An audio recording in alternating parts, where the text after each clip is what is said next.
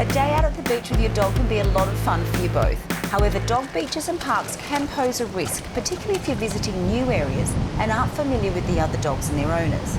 I met up with a nervous dog mum, Alicia, to provide some tips to help.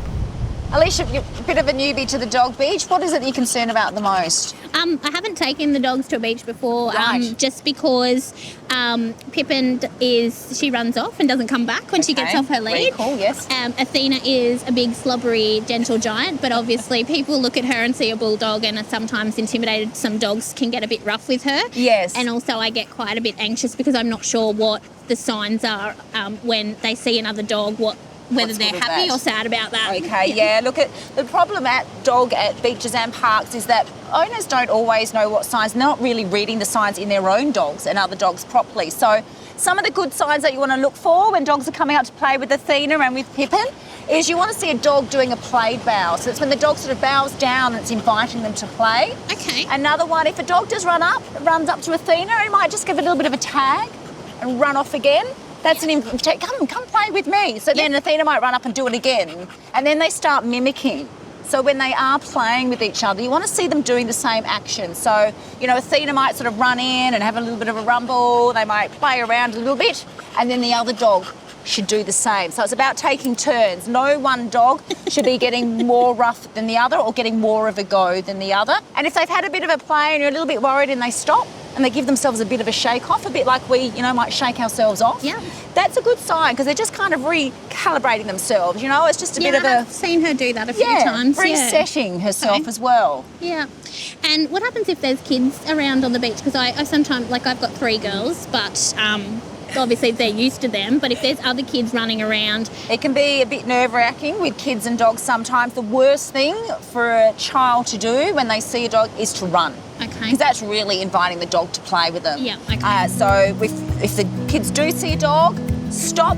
They should turn their back, fold their arms, and be really stiff and strong and avoid the dog. Really block them off from having any contact with them. Okay. And you just sort of step in there and just make sure, though, that they do not run. Running is one of the worst things that a child or anyone can do if they're frightened of a dog or trying to get away.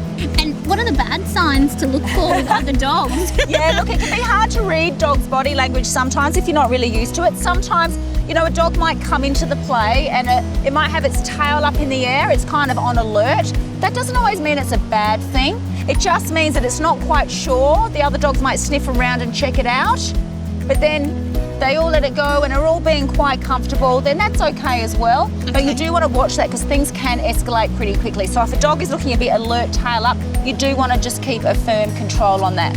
And with the bulldog, the big dogs, they do tend to like to play around the neck, so you just got to keep a really big eye on that. As I said, I really shut that down pretty quickly. Yep. The other thing is if one dog is just nipping at the other dog's neck or nipping at their heels and chasing them, again, that's not much fun. Darcy kind of gets that a bit and he's quick to let them know. Yeah. And if they're not reading the signs, so like a bigger dog going to a little dog and the little dog, raising its, say Athena went up to a little dog and the little dog is raising its lip and baring its teeth, you need to get her away because the other dog's feeling really anxious, and after that comes a bit of a bite and then a fight can break out. And one of the biggest ways to invite a fight at a dog beach or park is to stand around in the middle chatting to other owners. Really, you don't want to be doing that. The dogs start to get rough, they start to get a bit bored. So no on the phone, looking down at the phone, forgetting about your dog. You are there for your dog. So keep walking, get them moving and keep them entertained. Otherwise, they can start to get a little bit argy-bargy with one another.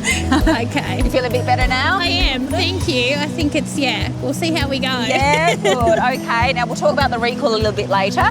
If you'd like some beach etiquette tips or some recall tips, visit the Pooches at Play website. And if you really need a hand to find a trainer, visit the NDTF website. Shall we go have a play? Yes, that'd be great. Let's take it. You guys ready? We're going to work on your recall. Yes, we are. We're going to work on your recall. Yes, we are.